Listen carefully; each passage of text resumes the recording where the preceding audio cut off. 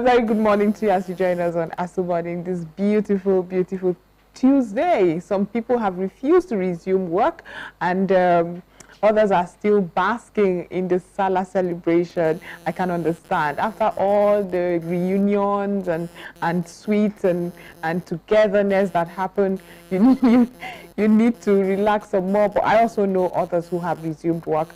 If you have, or wherever you may be reaching us from, a very good morning to you. And I'm happy you are safe and healthy. And if you're not, God willing, this period of Salah would heal you. I am Joy Asonye, welcoming you to Aso Morning this beautiful day.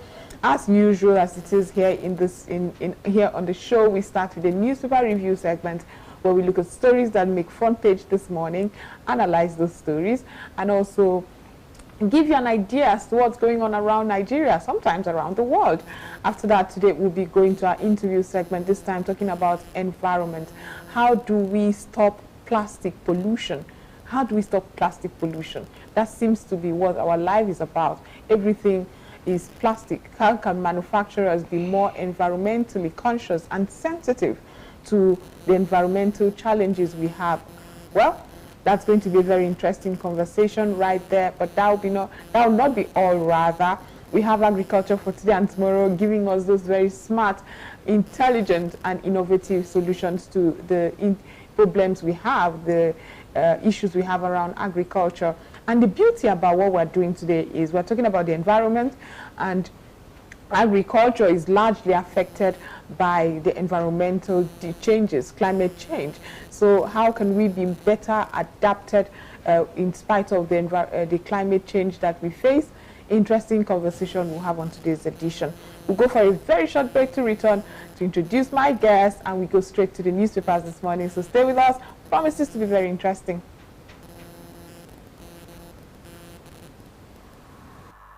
In the heart of our fields lies the future of agriculture as we share groundbreaking ideas, empowering farmers, and celebrate greener solutions. Together, let's grow the future. Welcome back from that. Rotarian Aja Chukwebuka is right here in the studio. He's a political analyst and will do justice to the papers this morning. Thank you so much for being part of the show. Thank you for having me. Yes. How was your Salah break? Beautiful. At least I ate enough ram. I didn't get to eat ram. Well, I think I'm a bad... Somebody said this because I'm not a good person, and that's why nobody thought it wise to give me ram. I do not believe that. I would say for me personally, I have good neighbors. So even if you're a bad person and you have good neighbors, definitely they will do something. Go ahead, rub it in, but I would still have to, go quarrel some of my just change your approach to them. I have wonderful friends. Everybody just assumed the next person will give me ram, but that's okay. I guess I would survive. But we're moving on now to the newspapers. And to jumpstart this segment this morning, we're starting with the National Star newspaper this morning. Okay. The National Star has as its lead story, "No democracy in Nigeria under Tinubu," Peter Obi is saying. And before you start to react, there's the writers here says, "False declaration of state of emergency, appointment of military administrator in Rivers. You lack knowledge of economy, governance. Presidency hits right back." You lack knowledge of economy, governance, the presidency hit right back. And I can understand where the president is coming from.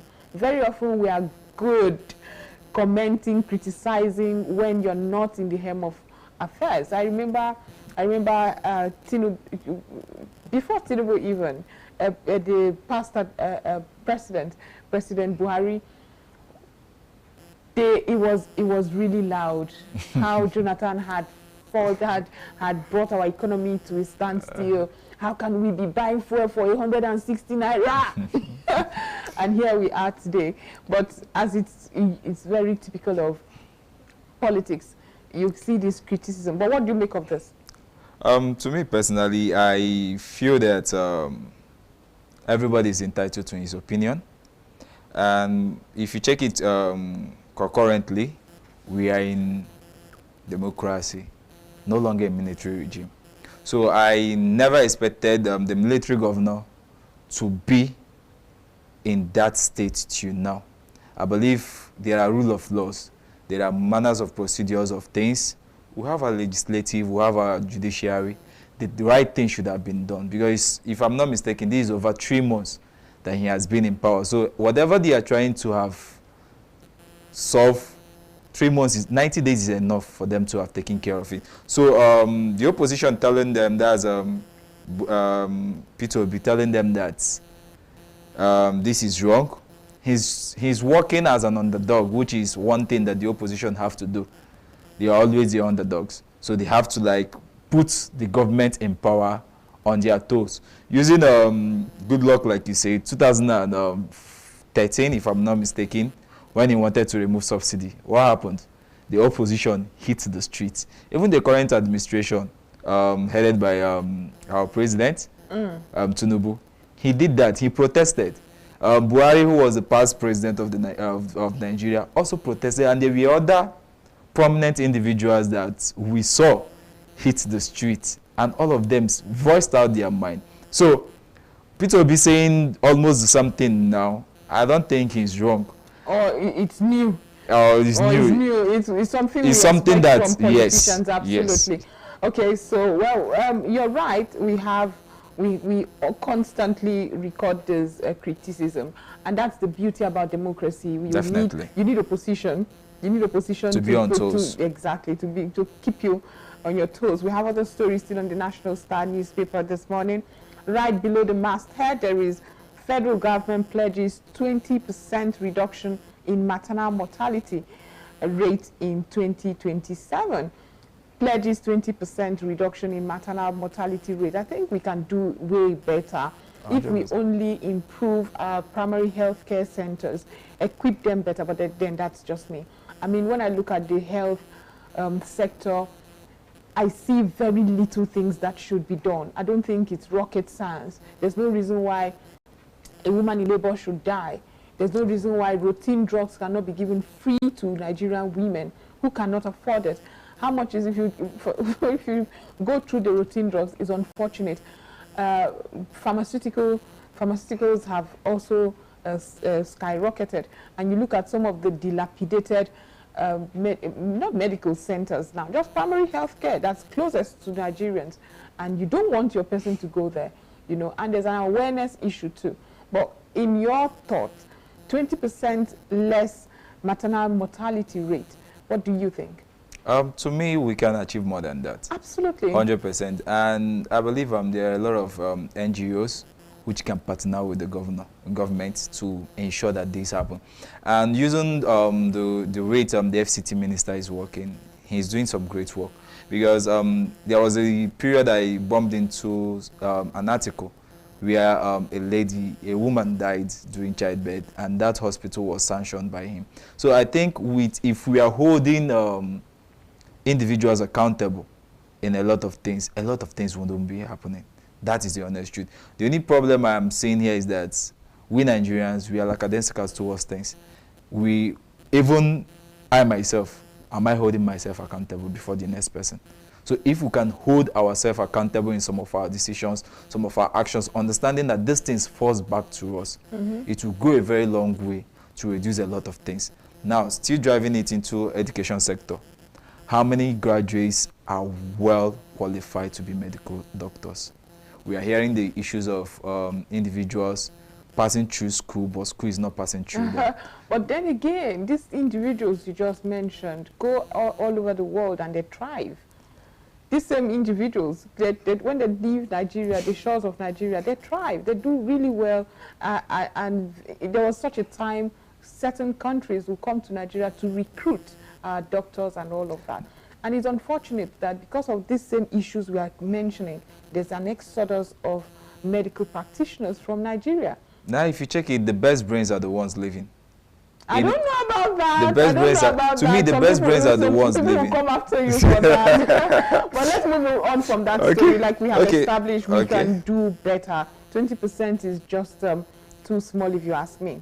Yeah, we can do better to that. Abia APC or Jews or Kalu disagree over visit to Governor Oti. Okay, you want to You want to say something about that? To me, Alex Oti has done great. Oh, he has. And being somebody that grew up in Aba, I witnessed Ojo Zokalo, I witnessed Yoji, I witnessed Ipazo before I came over to Abuja. Abuja, right. So most of the places that they are complaining about has been taken care of. Look at the roads in Abia State. Aba, precisely Ariaria Junction and other places, most of the major markets, we are not accessible. And what now can they you say are, now? right. So the people are saying, except something else will play, but if we are to follow the due process, Abians have their mind. Okay. CBN records highest domestic forex inflow in 6 years. CBN records highest domestic forex inflow in 6 years. That's what we've been talking about. More foreign direct remittances. We want that.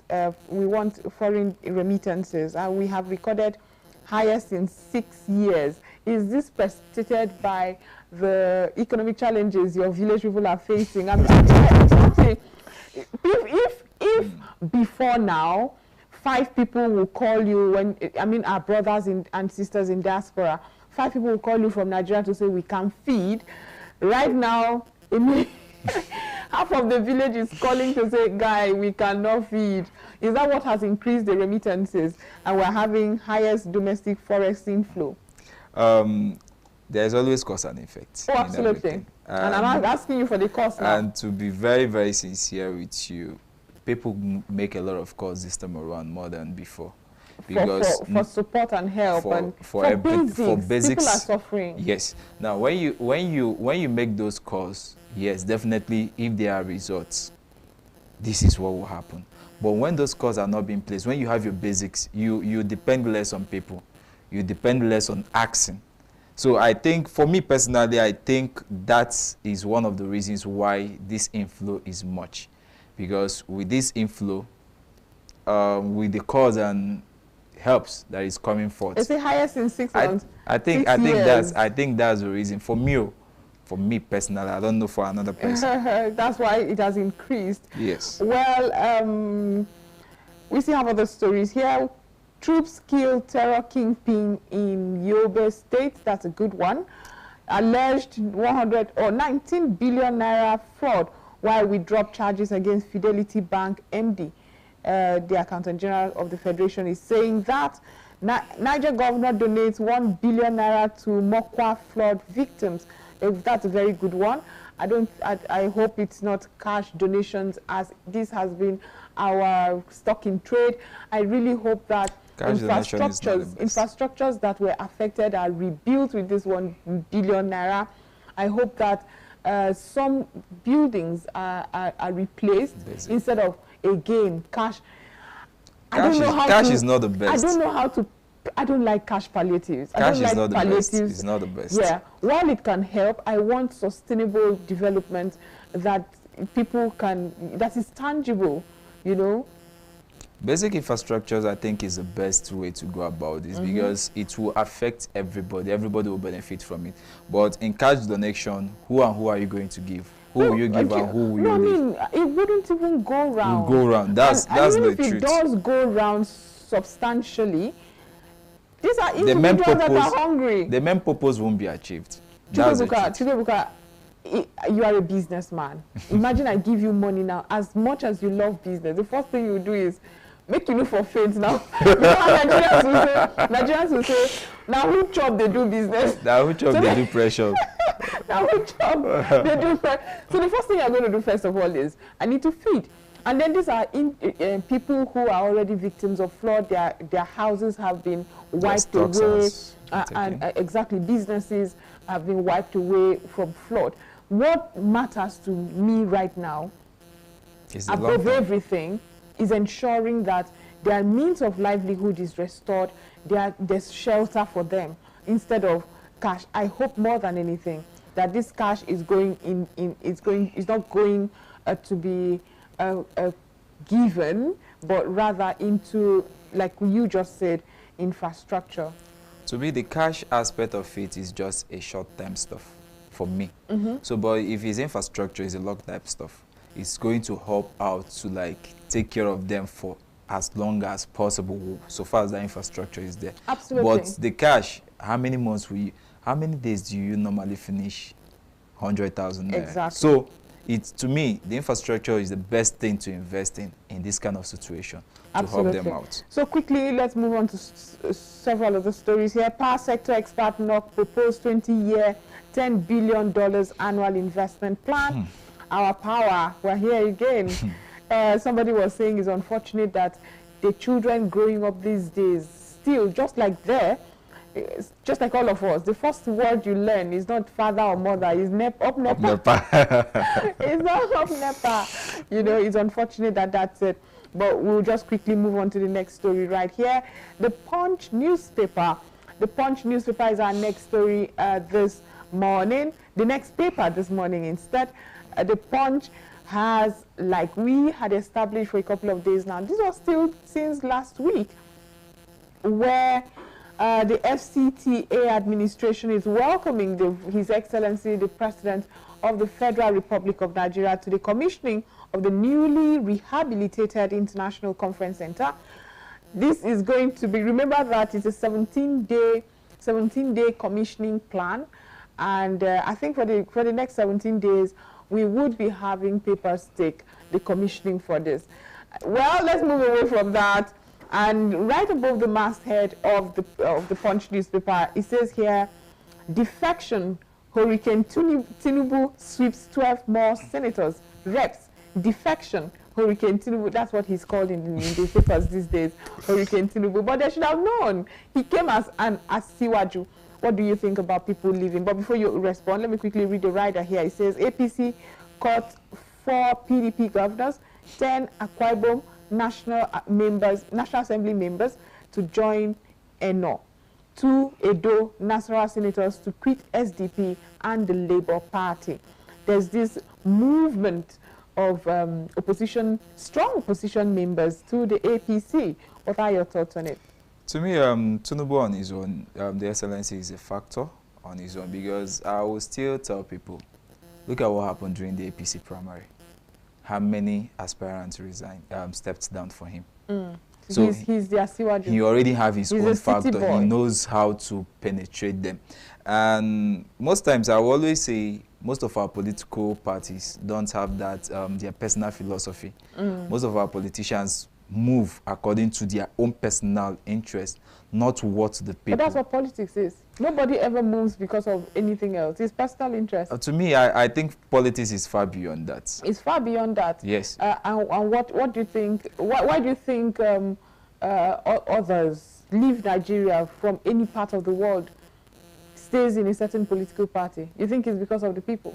Why I say politics is far beyond that is, one, if you have a philosophy, if you have an, let me say, ideology, and you stick to that ideology, and you do not believe that and you do not believe that the party in that place would not serve your interest of pushing that ideology, what do you do? Now, let's talk about the people that have deflected so far. What is their reasons of deflecting? To get to a ship that will take them to get their ideology. To the next 4 years. Exactly. To the next 4 years. So that we do not dwell too much on this, we move on now to the New Telegraph newspaper this morning. Oh my God. The New Telegraph newspaper says, or rather is leading with the story, 2027, 22 PDP governors endorsed Jonathan, yet he lost woefully in 2015. Ndume is saying. It says 22 PDP governors endorsed Jonathan, yet he lost woefully in 2015. Says politicians decamping, voters aren't. Okay, politicians are decamping, but voters aren't. Buratai town attack, not ex-army chief. Ndume is of the APC, or the last time I checked he was. He is. So these are jabs. You know how young people say you're throwing jabs at your own people.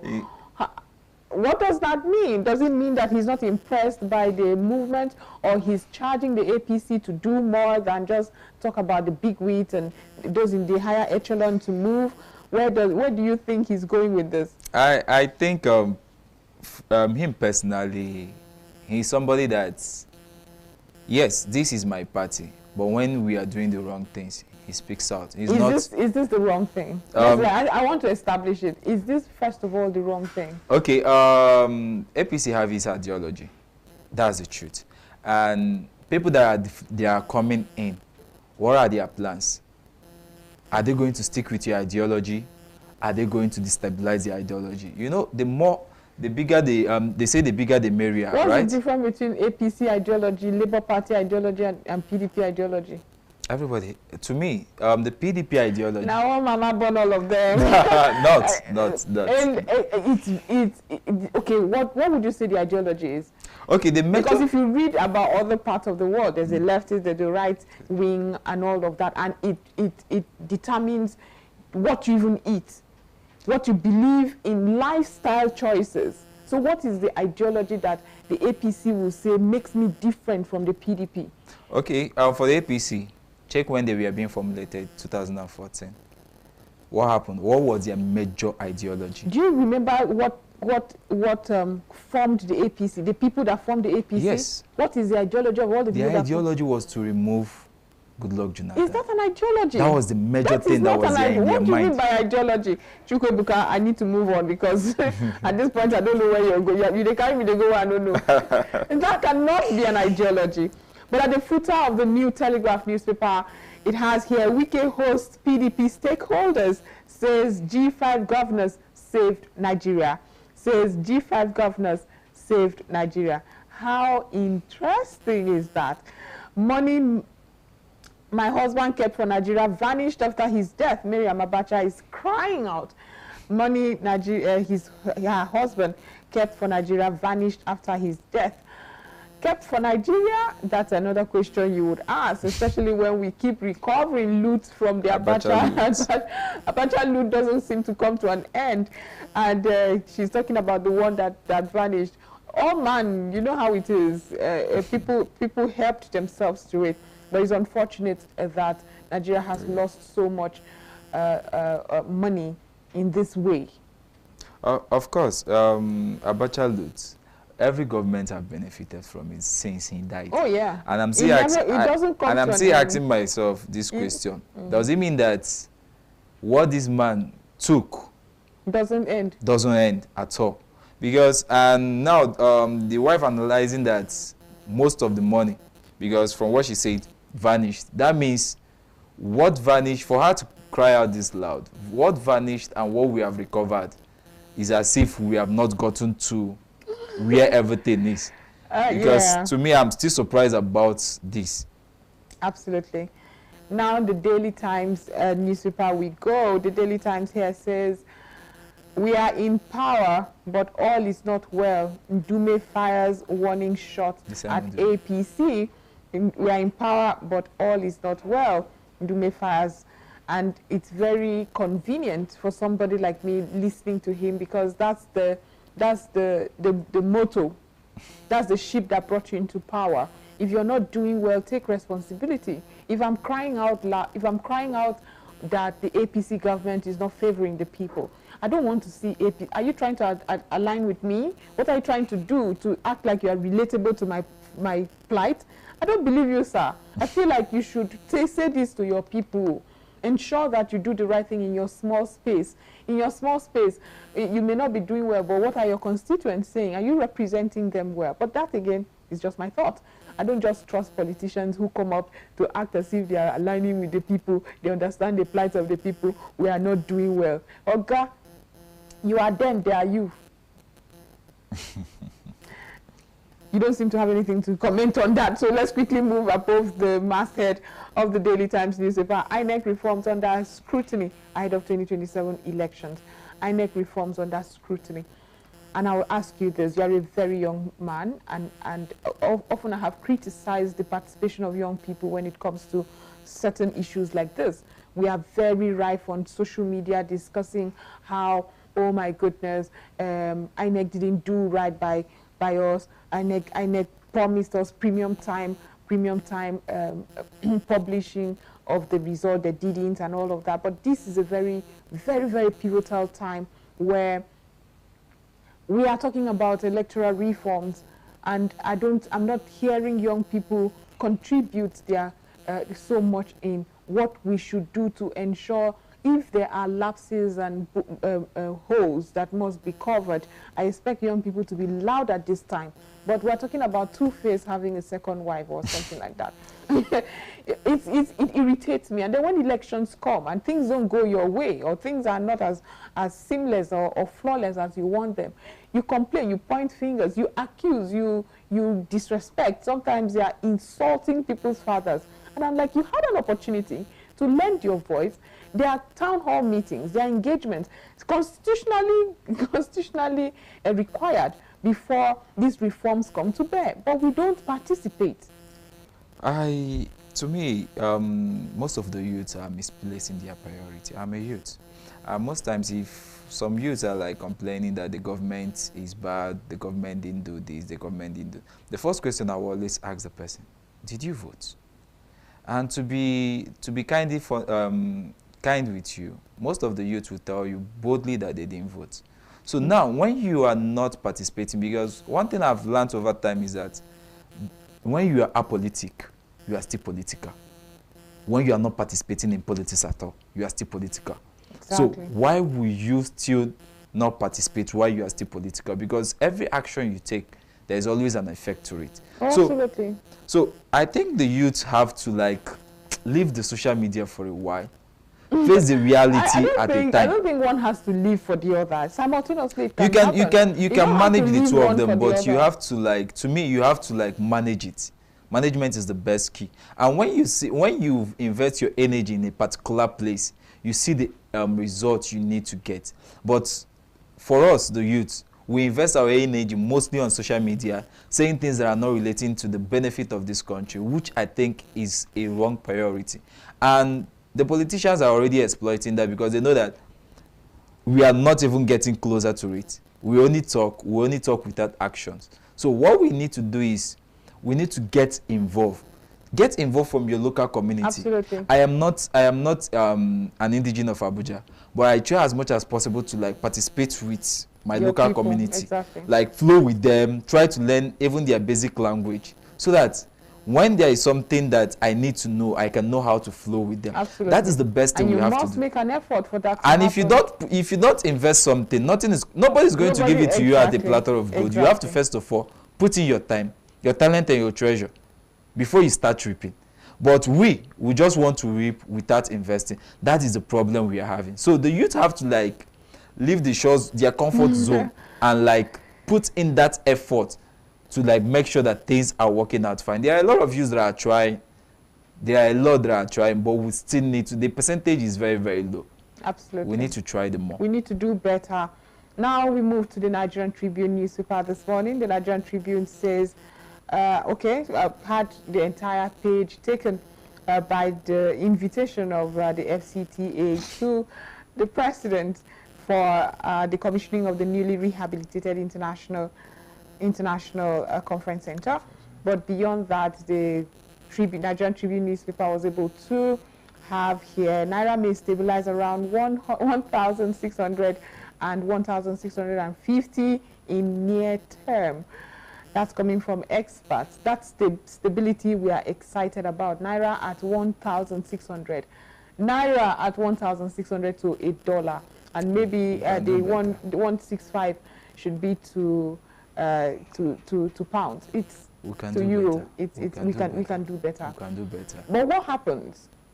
We have also we thought that with the removal of fuel subsidy, with the Dangote refinery working, with several other, I mean, we had celebrated Port Harcourt refinery at 80% at some point, and then we saw another news that it wasn't even functioning at all. But we thought that if you take a large chunk of the oil needs, and we are not putting so much pressure on the Naira any longer, we would see substantial improvement in our forex. And unfortunately, we are not doing a lot in export. We're still doing a lot in import, and so it's affecting us. That's where our major problem is. We are more of a consuming country than a producing country. We should like find a way to like encourage small businesses, encourage small firms to grow, because if they can grow and export the more. We will get this at the plateau. We will get it lesser. As of 2015, how much was the dollar to naira? As of 2019. What are you saying? As of 2019, how much was it? Just a couple of, about 3 years, less than 3 years ago. 3 years ago, we are having like a dollar. 500 naira was not even up to $1 then. Yeah. So to me, having 1,600 now, and we are trying to celebrate. Excited. I mean, we had already gotten to almost 2,000 naira at some point. So yes. I guess this is something to celebrate. We need to quickly work something on it, so that we could go to the other segment that we have. Will be this. We are moving on now to the Guardian newspaper. It says 24 years later, 43 new operators target telcos. Telcos underserved amid consent. Still talking about our discos, our energy operators. We move on from that story. We have Wike rallies PDP stakeholders in Abuja, high stakes meeting. Obi Oti, Nenadi relaunch obedience movement in Abuja today. We have 100,000 rickety containers dumped in Nigeria port. Group lament, and that's it for the Guardian newspaper. Quickly, we move on to the last paper we'll be taking this morning. That is the Daily Trust newspaper. The Daily Trust newspaper taking us right back to the flood. It says, resident resist evacuation, seek help. Resident resist evacuation, seek help. And this is issues we often have with Nigerians. Evacuate. I shared a story here where a certain village in Cross River State at a time were living in by the waters, and they lived by a cliff sort of, and it was becoming so steep because the cliff was falling over. I don't know if I'm painting a good picture, but you get what I mean. I get the picture. It was sliding. The land was sliding. The water was already, the erosion was already there was so much erosion, and it was gradually getting into the village. And the government said, leave. We can project that in a couple of weeks, a lot of people will be affected because they lived by the riverbanks. They didn't live by the riverbanks before. Climate change has exacerbated these issues. Yeah. But yeah, the rivers, there was so much erosion that it had gotten to where they lived. Very close to them. You could literally look down and see water, meaning your house could be next to fall off. It was difficult to relocate and evacuate people. Until the village chief used the young people with cane. Old people were threatened to be flogged before they moved their properties away from that. That's one problem we Nigerians have. We always we like call it being stubborn. Yeah. But to me, there are a lot of things that can be done earlier. Absolutely. Because if we have managed this situation earlier, most of these results won't be coming out. If we have understood the importance of man's effect on nature, this the issue of flood would have been taken care of. If we have understood that dumping refuse on your drainage systems is going to affect you, we would have taken consciousness of that and done the right thing. Thank you so much. Yeah, we really have run out of time, so I must thank you for being part of the show. Thank you very this morning. We've been discussing with Chukwebuka, Retractor, he likes to include that, Retractor Chukwebuka Aja, who has been doing justice to the newspapers this morning. But like I told you earlier, we're moving on now to discuss the environment. How can we stop plastic pollution? We'll be back after that with our interview. Stay with us. This is Aso Morning.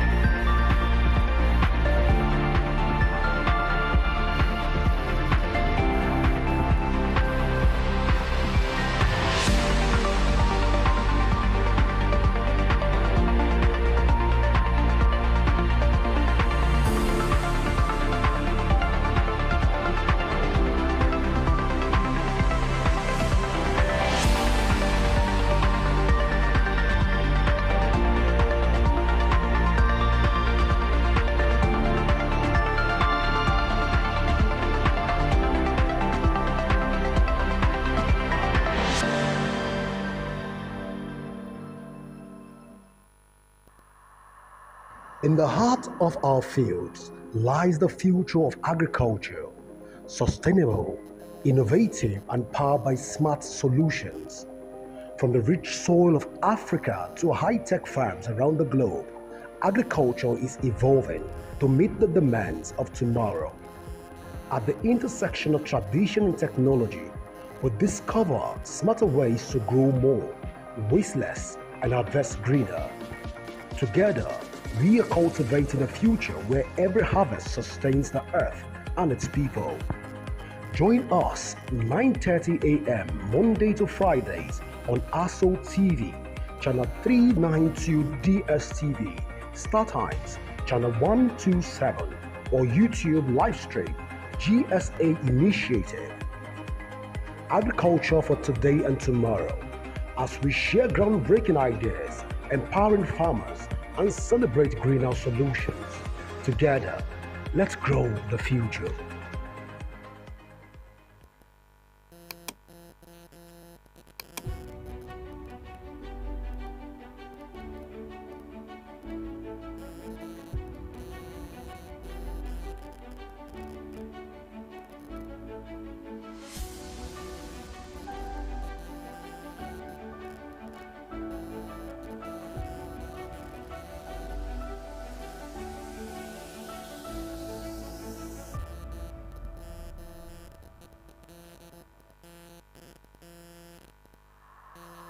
In the heart of our fields lies the future of agriculture, sustainable, innovative, and powered by smart solutions.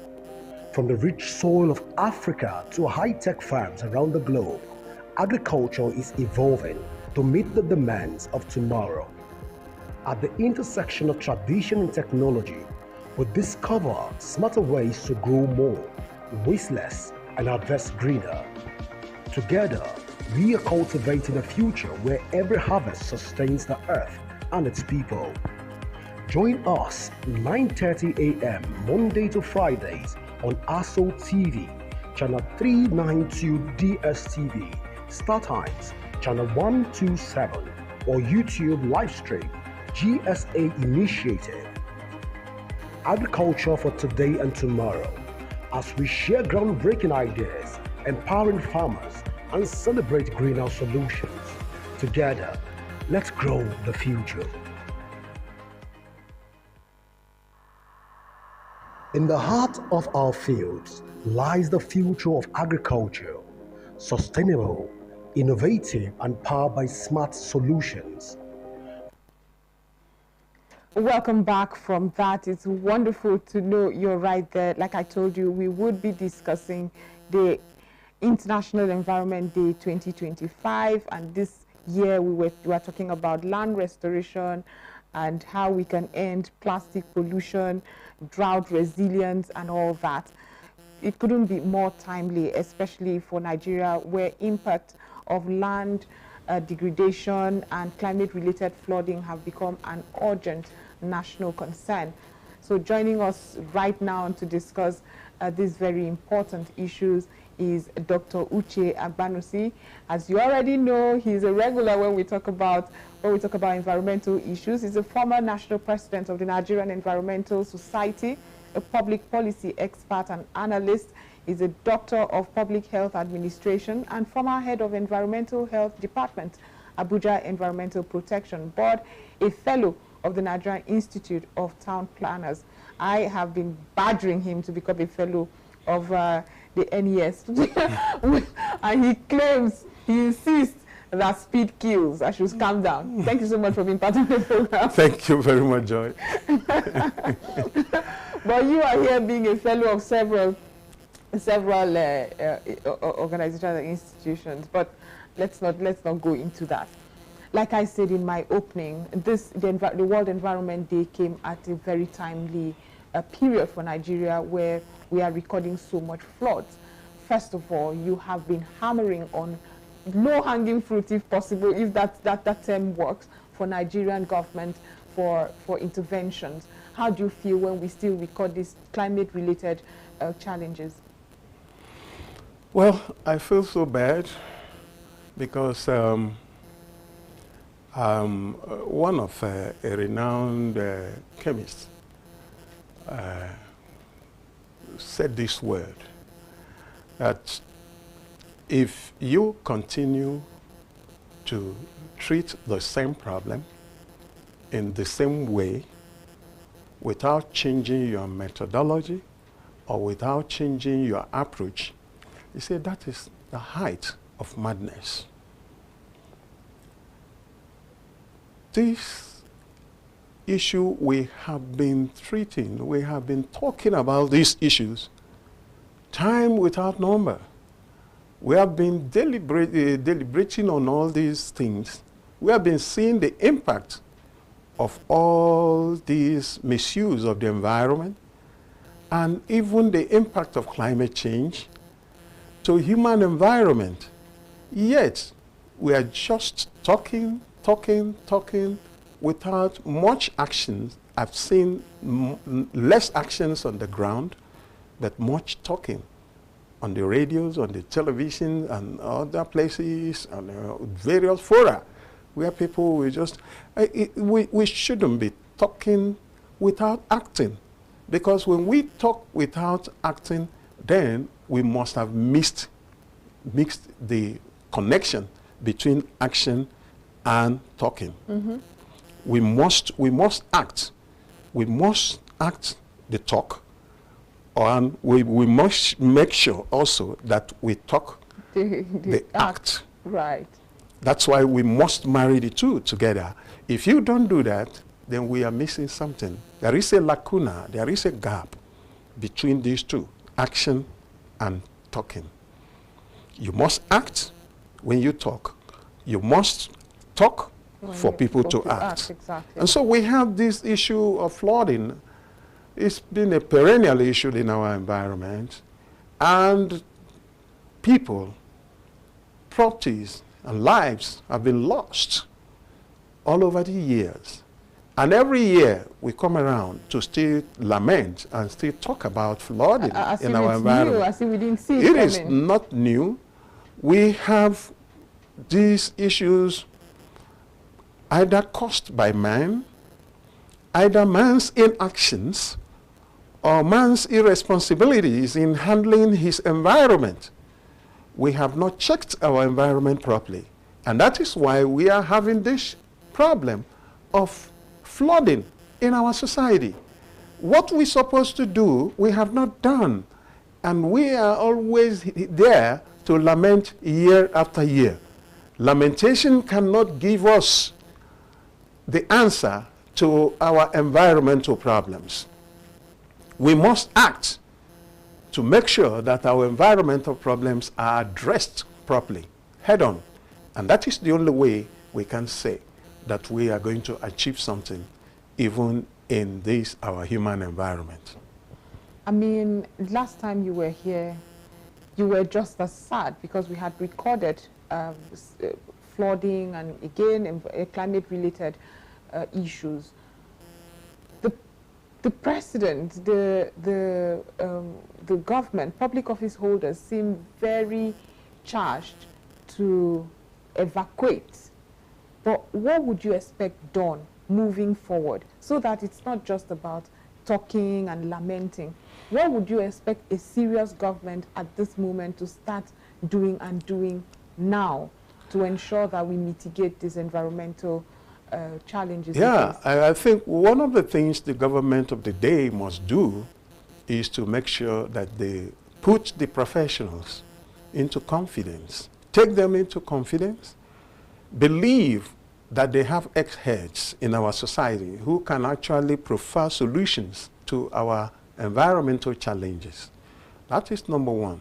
Again, we must also put this squarely on the shoulder of the government, because the government's purpose, the reason for any government to exist, is to ensure safety and security of his citizens.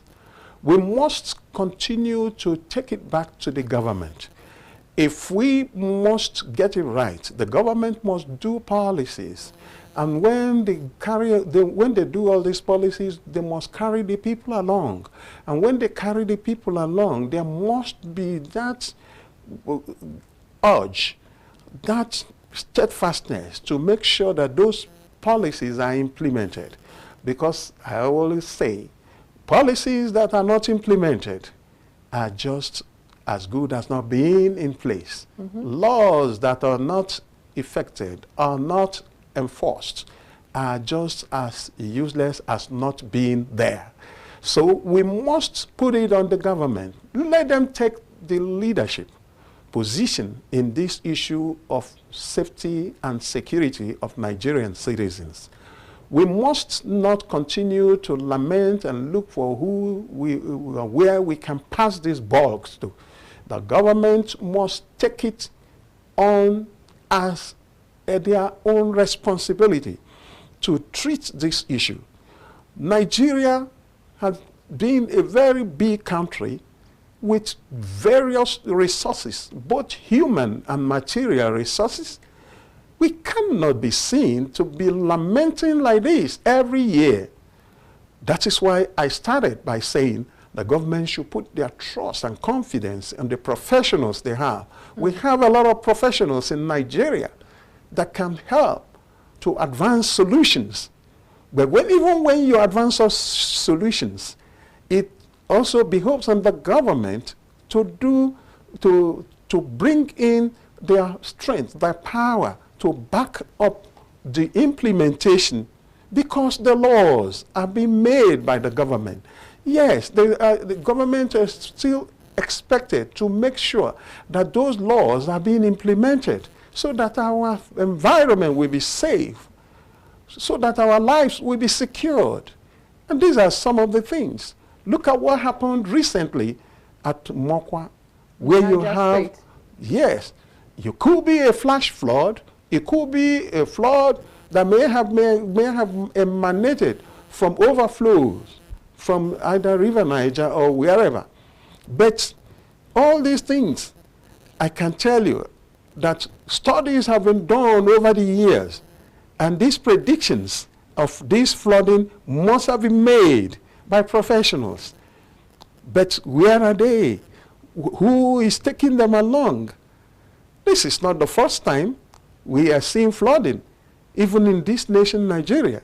But people are not being taken into confidence so that they will give reasons, to give solutions of how we can mitigate such flooding, how we can make sure that it does not happen. And even if it happens, that it will not take properties and lives of the people. Right. So we must be able to stand and say, this is something we have achieved as a government.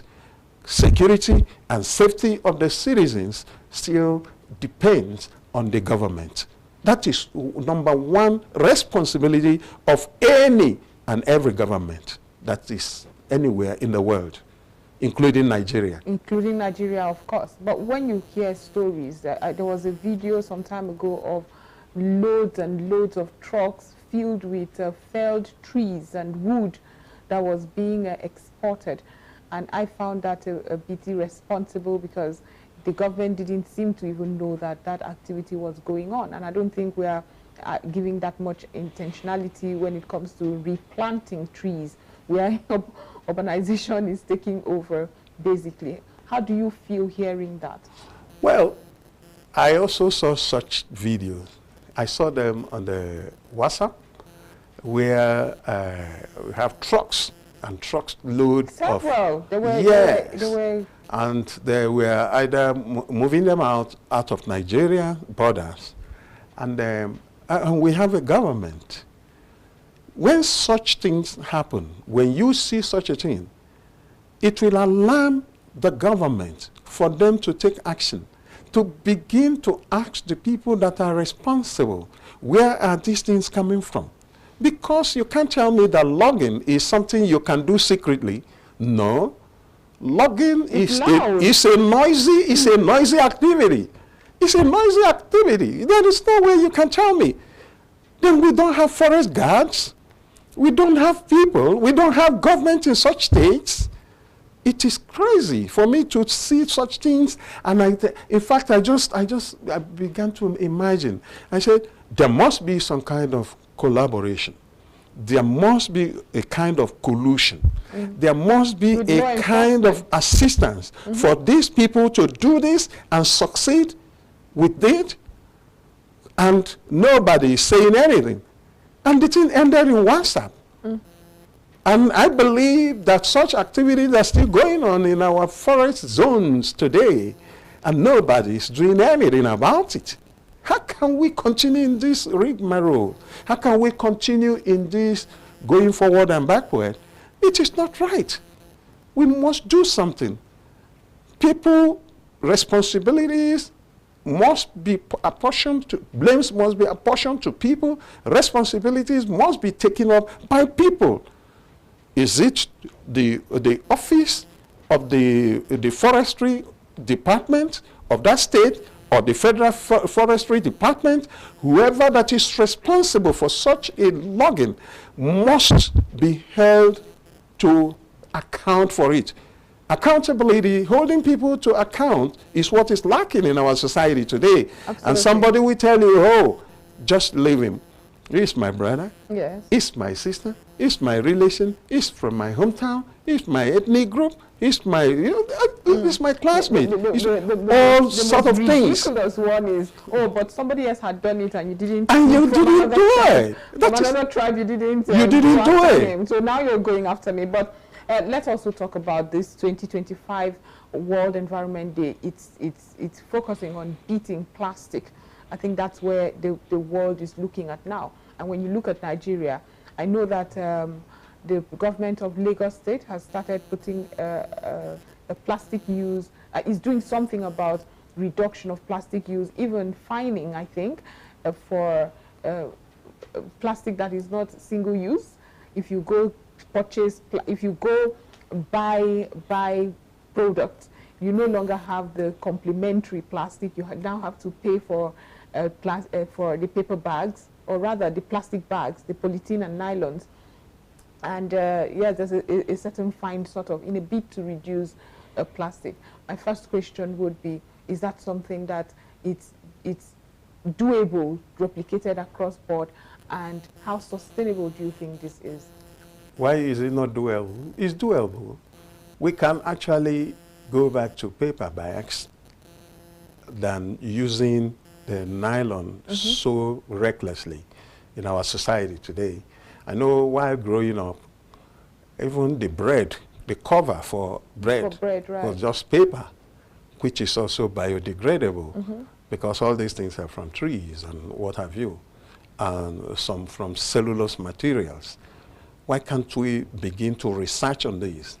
We have this World Environment Day of 2025, beat plastic pollution.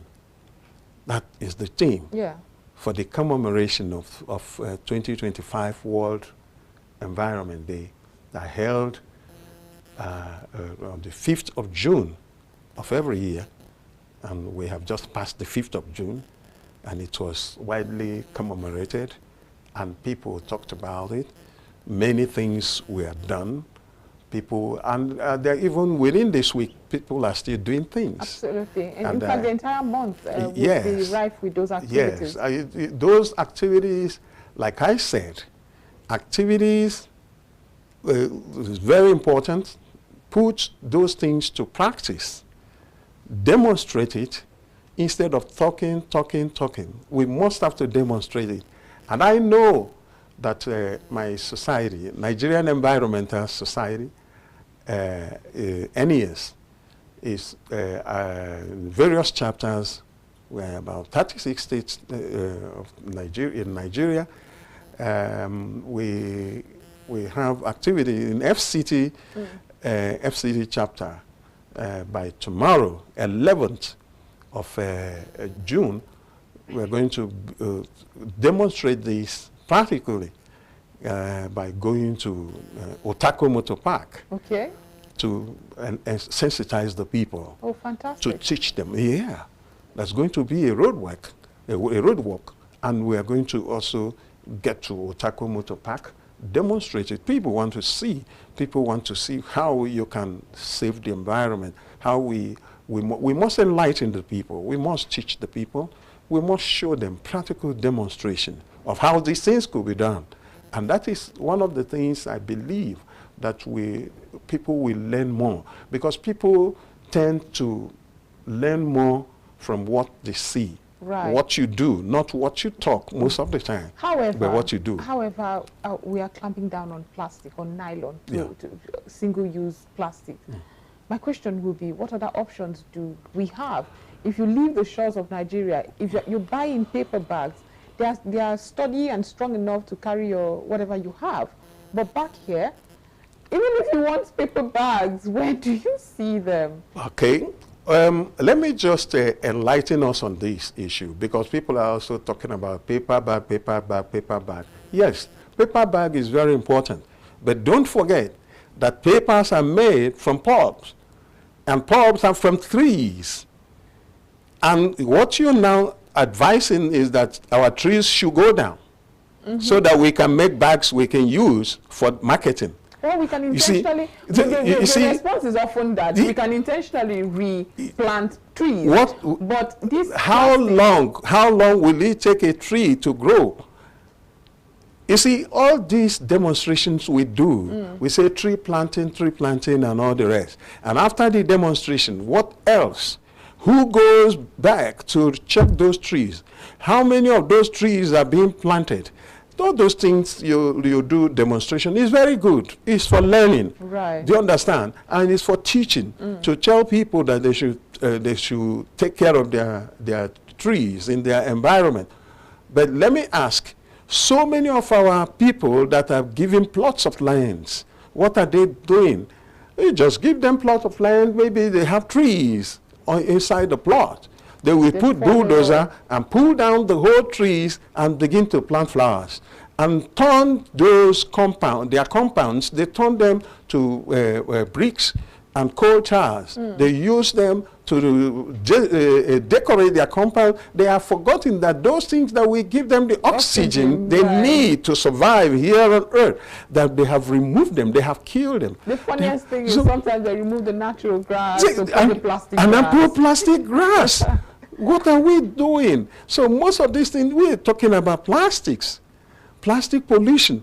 Plastic pollution is very, very threatening to human existence. Very, very threatening. Why are we saying this? Why is it threatening? Because almost all the things we use are produced.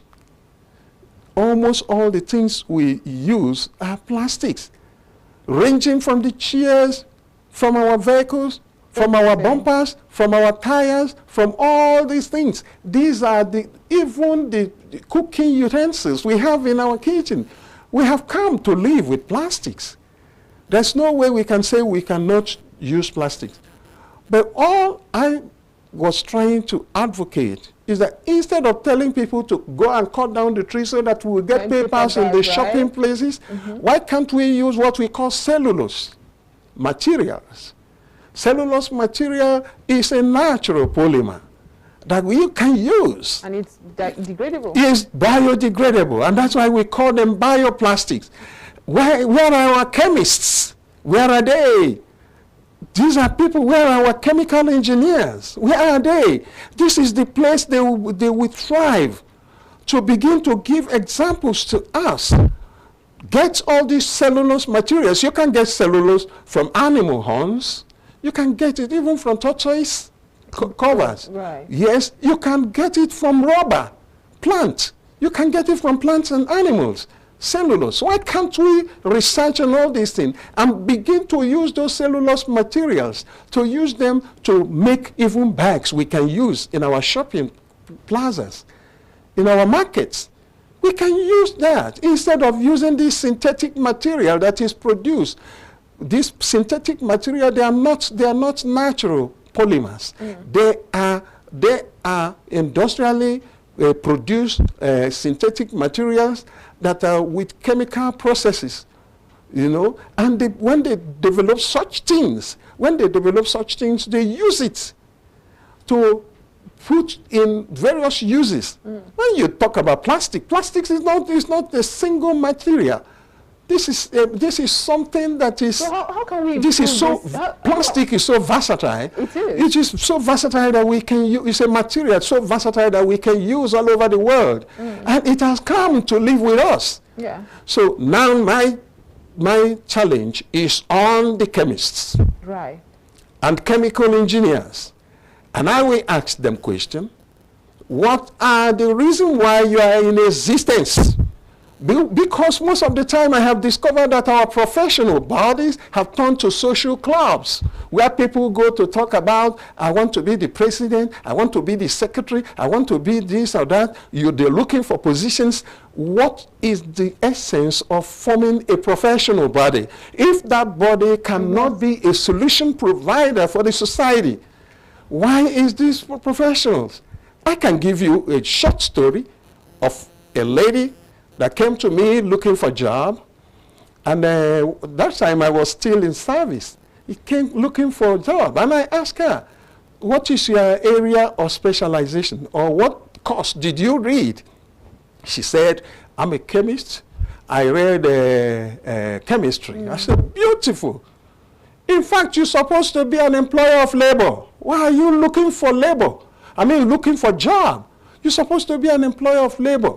And she even brandished certificates to me, and I saw one ICCON, Institute of Chartered Chemical Practitioners, of Nigeria. No, Institute of Chartered Chemists of Nigeria. I saw it in the certificate she produced to me. I said, yes. You are a child. He said, yes, in fact, very soon I will become fellow. You know, you were asking me about becoming fellow. You see, these are people looking for positions. And I told her, I challenged her. I said, hey, you know about hydrocarbons? I said, you can use some of these hydrocarbons to come up with something. And like wax and some other things. You can use them to produce certain things that you can. And let me tell you, today, she's richer than me because I challenged her. And she went back to think again. You see, most of our professionals are just roaming the street. Right. Because they don't have. So I am holding the professional bodies also responsible. Why are they not encouraging their people to come up? Are social enterprises beneficial? Why can't they come together and say, this year, our professional body is going to pursue this problem, this challenge, and we must bring solutions to it. That is professionalism. They must be able to advance solutions to the society, not to sit down and social meetings. They will sit down, drink, and eat, and dismiss. And every time they come, the next thing they will start looking for positions. And when you see them struggling for positions in all these professional bodies, you begin to wonder, is that social club or a professional body? Right. It's quite sad. It's unfortunate that, like you said, we keep doing this, lamenting, talking about all the things we could do year in, year out, and we don't really do it.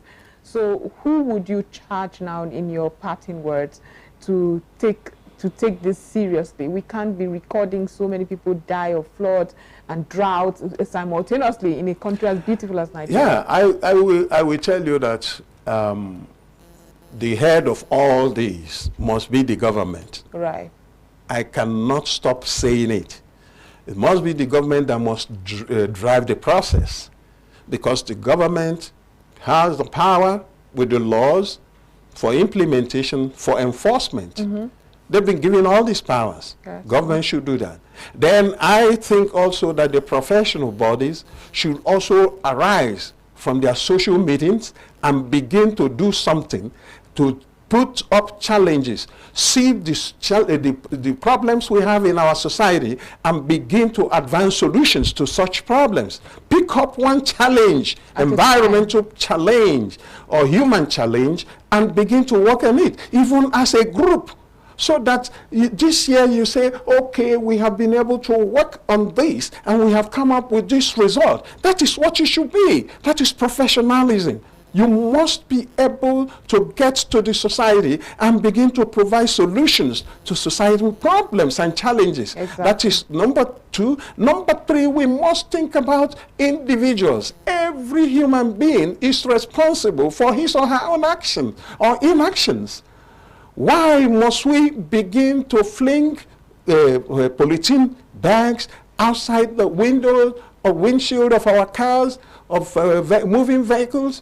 Why should we begin to throw them into our ravines and gutters to begin to block them? When the rain comes, the gutters are blocked. Yeah. The rains will flow over the gutters and begin to push down our buildings and our street furnitures. There are things that will begin to destroy because of our irresponsible behaviors. Yeah.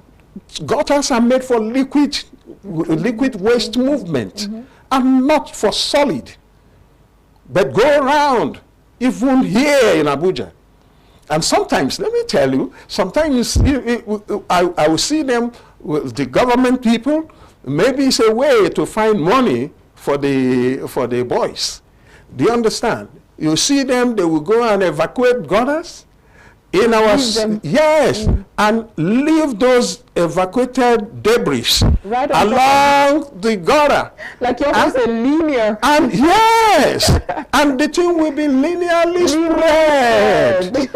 And you will see polythene bags, see nylons, of different colors. Right, and when the wind comes, it will push them back. When people march on them, they will put them back into the gutter because they did not evacuate them when they removed them from the gutters. And that is the problem we have. And someone is being paid for such job. He said he has done. The job is not done because it was half done. Because you cannot just remove debris from the gutter and leave it by that side of the gutter. And when the rain comes, you will just push back the whole of the things. So you can see what I'm talking about, rigmarole. We go forward one step forward and 2 steps backward. If it is 2, it is even acceptable. 10 steps backwards. So why should we continue? And that is why we are increasing environmental problems and challenges in our society. So individuals are responsible. Right. Families are responsible. There is no way you can remove the families from managing our waste. Right. You can't remove them. So we must also teach them. Apart from that, how about our profession? I mean, our environmental ministries, boards, and agencies. What is their responsibility? Their responsibility is to go around and teach the people and enforce environmental laws in our society. Then we will have a better society than what we are experiencing now. Now, it is just time for a lamentation. And I think we should move from lamentation stage to go to action stage. Town Planner Dr. Uche Agbanusi, thank you so much for being part of the program. It's always very interesting, and you charge all of us. I'm living here already pinching myself as to what I may not have done for the environment today. Thank you again for the insight into what we should do, what government should do, what professional bodies and individuals. Thank you once again. Thank you. Joy. We have been discussing with Town Planner Dr. Uche Agbanusi. He is a former national president of the Nigerian Environmental Society, public policy expert, fellow of the Nigerian Institute of Town Planners, and so much more. But this is where we draw the curtains on the interview segment. We're moving on now to join the agriculture for today and tomorrow segment. We'll be right back after that. In the heart of our fields lies the future of agriculture, sustainable, innovative, and powered by smart solutions. From the rich soil of Africa to high-tech farms around the globe, agriculture is evolving to meet the demands of tomorrow. At the intersection of tradition and technology, we discover smarter ways to grow more, waste less, and harvest greener. Together, we are called. Hello and welcome to Agriculture for Today and Tomorrow. Here we promote smart solutions for greener harvest. My name is Daniel Black as usual, and this is a Media for Agricultural Development project of GSAI, that's Growth for Sustainable Agriculture Initiative, the NGO that is focused on supporting African farmers to develop and maintain sustainable agricultural practices. We have been discussing severally on different themes, trying to encourage young people, trying to encourage innovative people to come into agriculture, to invest in agriculture, to improve the agricultural landscape of Nigeria, thereby also supporting the food security fight of the government, and of course globally that's a menace that is ongoing. So today on the show we will be discussing a very key topic. This is a very sensitive topic, as in this time and age so many young people want to go into businesses that can only fetch them quick money, fast and easy. But agriculture, some are also coming with the mindset that agriculture can be a quick money scheme, a Ponzi scheme of the sort. So today we want to discuss on a very, very sensitive topic: starting small in agriculture, the challenges and the benefits. Starting small in agriculture, the challenges and the benefit. And we have a very, very capacitous, if I will use that word, a guest in the house that has the capacity, because he has been someone that has groomed, or on his own I have seen him groom small businesses that are now growing from small business and are becoming very well structured businesses. And he has not just done it for himself, he has brought in some other businesses that have also grown and are now structured. So we brought him here to discuss, and yes, of course he is also into the agricultural space, and we brought him here to shed more light on how to start small, what are the challenges, what are the benefits. We are talking of Mr. Chisom E. Anolefo. He is the Group CEO, Dial and Trust Holdings. Mr. Chisom, welcome to the show. Thank you for having me. It's an honor to be here. Chisom, this your title is not a small title. Group CEO, Dial and Trust Holdings. Tell us about it. Okay. Dial and Trust Holdings.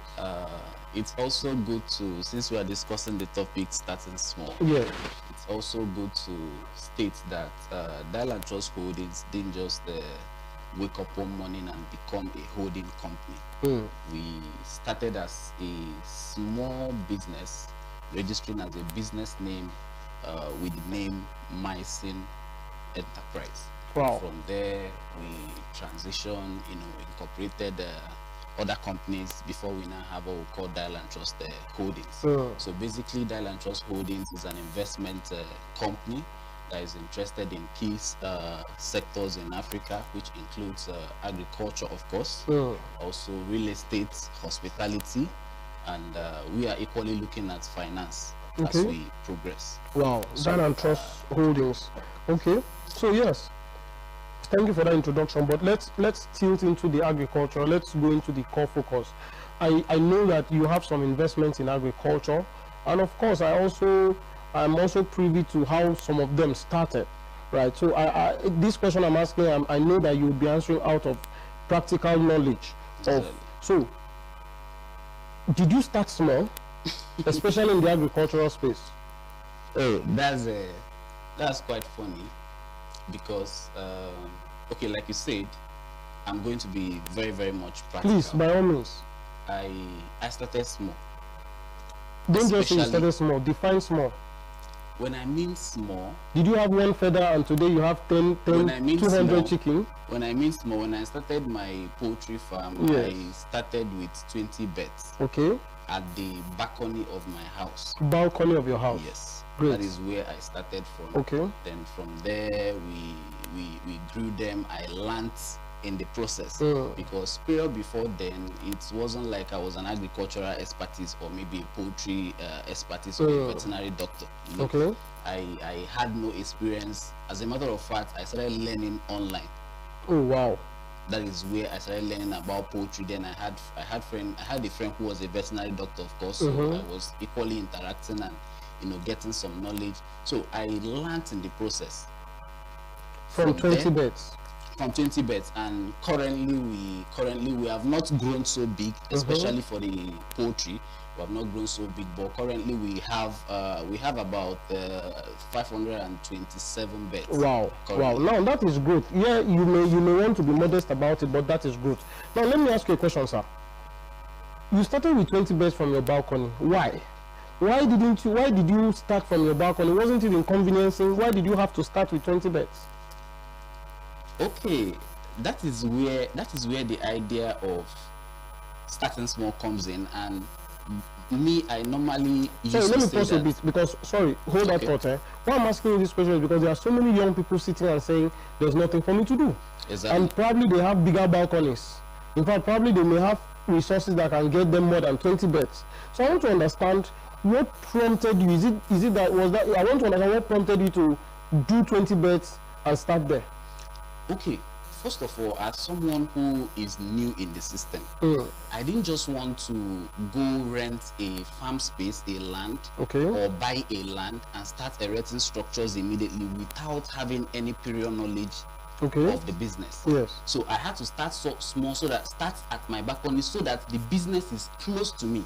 Okay. I'm able to study the business. Okay. I'm able to understand the nitty-gritty of the business, so that by the time I'm moving out from my balcony to a farm outside my compound, and by that time I employ a farm attendant, whatever stories that is going to be coming out from there, I'm already familiar with it. Okay, so this was an intentional act. Yes, it was an intentional act. act. So what were the challenges you had? Now in comparison to, let's start with the challenges.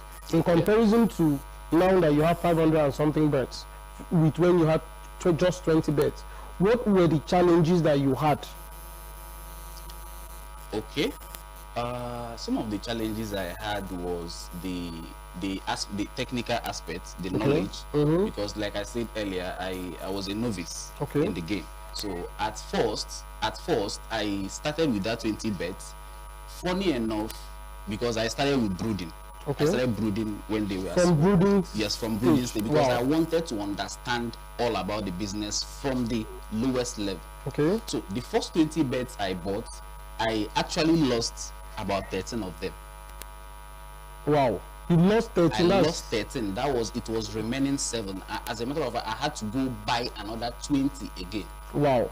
And that was because I think in the early stage where you have to put on charcoal for them, I wasn't able to closely monitor the heat. Okay. So the heat at some point, the heat was much on them. I'm imagining if you had invested and bought maybe 500 at the beginning. You see, that is one of the, when we get to the benefits of starting small, you get to learn in the process. Okay. You get to grow with the process. So you lost 13 out of 20. 13 out of 20. Did you cry? Wow, well, interesting. I cried. Yes, exactly. It may not necessarily be physical tears, but I'm sure as a businessman it shook you. Yes, it was a loss. So there is, no matter how you try to package it, you definitely would feel the loss, and I felt it. Oh wow, okay. Which made me to be more careful. I tried to understand why. That is when I started sourcing for why did this bet die. Okay. Now, but let me ask you a question. Is this question that maybe this experimental phase you did, is it not something you would have learned in a book? Maybe bought a book and learned and then start big. I'm a graduate of business administration and management, and there are a lot of theories we learned in school about business. If I must say, most of those theories are not practicable. Okay. It's a different ball game entirely when you start managing business from what you are learning from theories. Okay. That is one thing I've gotten to understand about life. Your advice now, or what you're saying is, even after reading, going for online classes, going for tutorials, the practical knowledge is necessary. Exactly. You can't take away that. And then you got this when you started small. Exactly.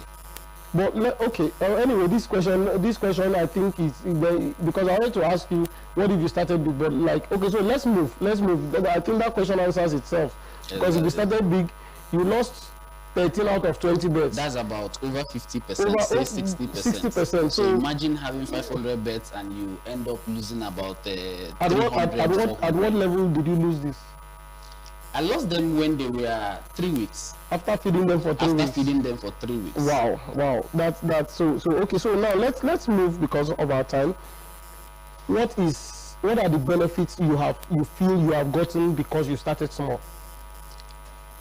Okay, so that's a very interesting question, and like I pointed out earlier, one of the major benefits I've learned because I started small is because I got the opportunity to learn in the process. I got the opportunity to increase my knowledge, the quest to understand more about the farming process. It was there. And also another benefit I was able to learn also is how to be able to manage my finances in terms of that poultry.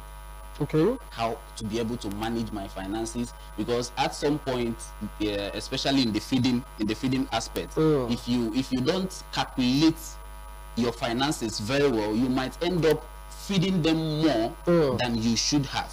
Okay. So by starting small, I was able to understand if I'm having 20 birds, this is how many bags they are expected to eat. Okay. This is how much I'm expected to spend from their brooding stage to the point where they will start laying. I was able to understand my finances. Interesting. Thank you so much for those insights on that. So because as we are wrapping up this session, I'd just like you to give a word of advice. The essence of this episode is to encourage and show people practically, like you mentioned. Okay, yeah, let me ask you this last question. What is the time frame from when you had 20 birds to when you are now running 500 and something birds? That's the time frame is approximately 13 months. Between 13 months. Between 13 In 13 months you are confident enough and you are now doing 500 and something birds. Exactly. And with the way you're saying, you keep on expanding. Exactly. You keep on expanding. Exactly. Okay, so let me complete that last statement. The benefit or the essence of today's episode is to encourage young people out there. You know, in this TV show, we try to encourage young people to come into agriculture and come into agriculture profitably. So now we are trying to say you can start small to minimize the losses you're having. So I want you to give your final words. What would be your advice to a young person sitting out there and saying, I don't have any... And powered by smart solutions. From the rich soil of Africa to high-tech farms around the globe.